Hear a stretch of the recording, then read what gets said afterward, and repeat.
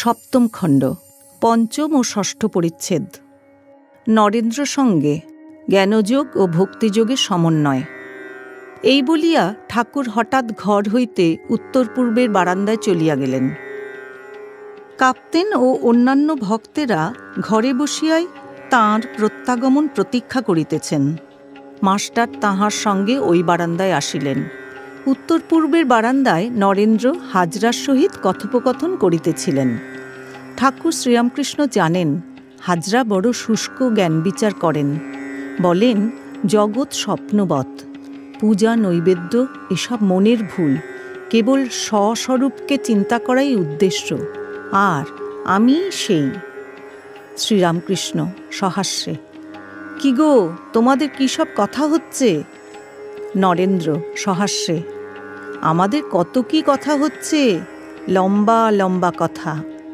শ্রীরামকৃষ্ণ সহাস্যে, কিন্তু শুদ্ধ জ্ঞান আর শুদ্ধা ভক্তি এক। শুদ্ধ জ্ঞান যেখানে, শুদ্ধা ভক্তিও সেইখানে নিয়ে যায়। ভক্তিপথ বেশ সহজ পথ। নরেন্দ্র, আর কাজ নাই জ্ঞান বিচারে, দে মা পাগল করে। মাস্টারের প্রতি বলিলেন, দেখুন, হ্যামিল্টনে পড়লুম, লিখেছেন, a learned ignorance is the end of philosophy and the beginning of religion.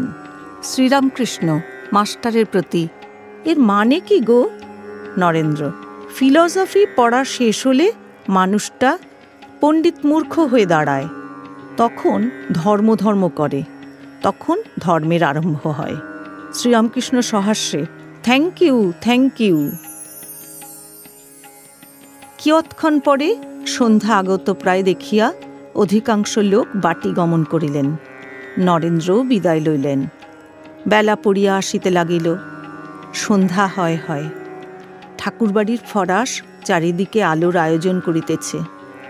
কালীঘরের ও বিষ্ণুঘরের দুইজন পূজারী গঙ্গায় অর্ধ নিমগ্ন হইয়া বাহ্য ও অন্তর সূচি করিতেছেন। শীঘ্র গিয়া আরতি ও ঠাকুরদের রাত্রিকালীন শীতল দিতে হইবে। দক্ষিণেশ্বর গ্রামবাসী যুবকবৃন্দ কাহারো হাতে ছড়ি, কেহ বন্ধুর সঙ্গে বাগানে বেড়াইতে আসিয়াছে। তাহারা পোস্তার উপর বিচরণ করিতেছে ও কুসুম গন্ধবাহী নির্মল সান্ধ্য সমীরণ সেবন করিতে করিতে শ্রাবণ মাসের খরস্রোতা ঈষৎ বীচি বিকম্পিত গঙ্গাপ্রবাহ দেখিতেছি। তন্মধ্যে হয়তো কেহ অপেক্ষাকৃত চিন্তাশীল পঞ্চবটীর বিজন ভূমিতে পাদচারণ করিতেছে। ভগবান শ্রীরামকৃষ্ণও পশ্চিমের বারান্দা হইতে কিয়ৎকাল গঙ্গা দর্শন করিতে লাগিলেন। সন্ধ্যা হইল। ফরাস আলোগুলি জ্বালিয়া দিয়া গেল। পরমহংসদেবের ঘরে আসিয়া দাসী প্রদীপ জ্বালিয়া ধূনা দিল। এদিকে দ্বাদশ মন্দিরে শিবের আরতি, তৎপরে বিষ্ণুঘরের ও কালীঘরের আরতি আরম্ভ হইল। কাঁসর, ঘড়ি ও ঘণ্টা মধুর ও গম্ভীর নিনাদ করিতে লাগিল। মধুর ও গম্ভীর, কেননা মন্দিরের পার্শ্বেই কলকল নিনাদিনী গঙ্গা।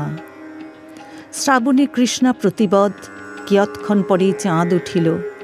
বৃহৎ উঠান ও উদ্যানস্থিত বৃক্ষশীর্ষ ক্রমে চন্দ্রকিরণে প্লাবিত হইল। এদিকে জ্যোৎস্না স্পর্শে ভাগীরথী সলিল কত আনন্দ করিতে করিতে প্রবাহিত হইতেছে। সন্ধ্যার পরেই শ্রীরামকৃষ্ণ জগন্মাতাকে নমস্কার করিয়া হাততালি দিয়া হরিধ্বনি করিতেছেন। কক্ষ মধ্যে অনেকগুলি ঠাকুরদের ছবি, ধ্রুব প্রহ্লাদের ছবি, রাম রাজার ছবি, মা কালীর ছবি, রাধাকৃষ্ণের ছবি।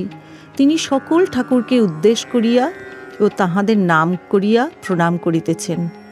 আবার বলিতেছেন, ব্রহ্ম আত্মা ভগবান, ভাগবত ভক্ত ভগবান, ব্রহ্ম শক্তি, শক্তি ব্রহ্ম, বেদ পুরাণ তন্ত্র গীতা গায়ত্রী, শরণাগত শরণাগত, না হং না হং, তুহু তুহু, আমি যন্ত্র তুমি যন্ত্রী ইত্যাদি।